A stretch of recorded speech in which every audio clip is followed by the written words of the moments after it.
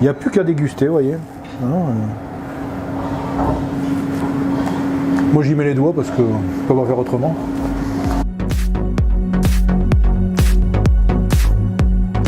Donc là on va cuire une belle entrecôte de Normande, hein. Je peux vous la montrer telle qu'elle est là, donc bien persillée, une belle couleur, hein. Et donc je vais vous expliquer très rapidement comment on va faire ceci.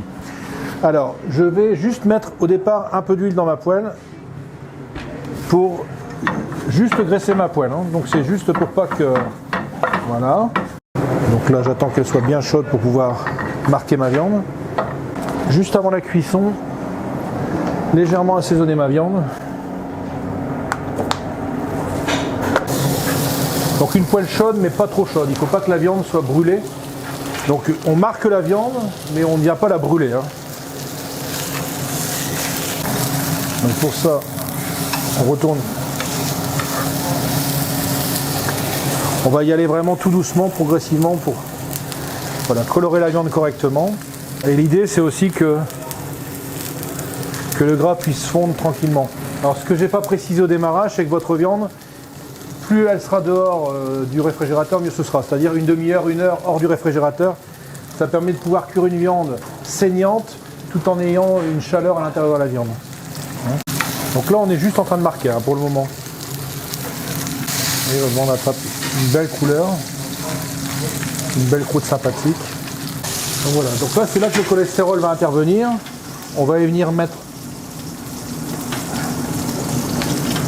bien du beurre, qui va nous permettre de nourrir notre viande pendant la cuisson. Et donc voilà, donc là on va nourrir la viande avec ce beurre qui est fondu là. Et donc on va venir nourrir le gras, nourrir la viande tranquillement, tout en contrôlant la flamme pour ne pas brûler le beurre.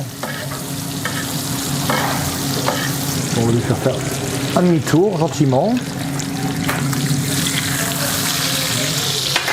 Cette belle couleur là.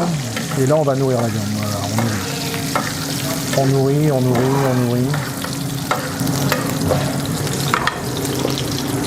On va la retourner encore une fois.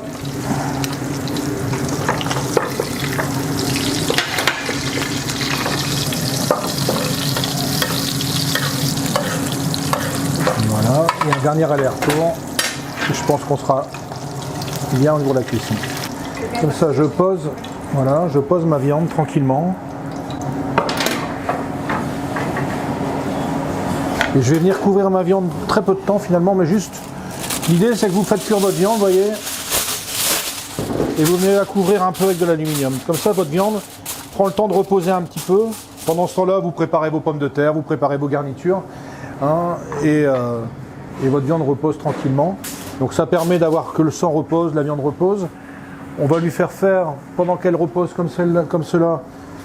Bon là je vais un peu vite hein, exprès, mais voilà, on lui fait faire un aller-retour tranquillement.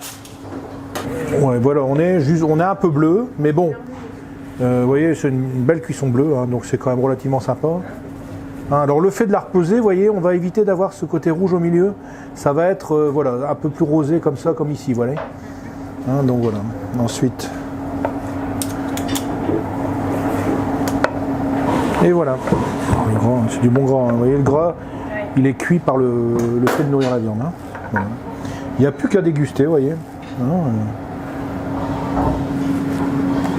Moi j'y mets les doigts parce que je ne peux pas faire autrement. Alors si vous voulez faire enfin là j'ai pris une entrecôte, hein, mais on peut faire la même chose avec une côte. Maintenant si vous voulez faire en extérieur, alors le barbecue oui, mais alors faites attention parce que la flamme directe sur la viande risque de la brûler et vous allez perdre les qualités gustatives de la viande. Donc ce que je propose c'est de mettre un aluminium sur la grille pour éviter d'avoir la flamme en direct.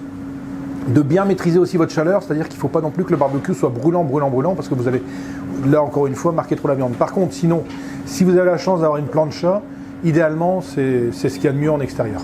Voilà. Et ben écoutez, bonne dégustation. Hein.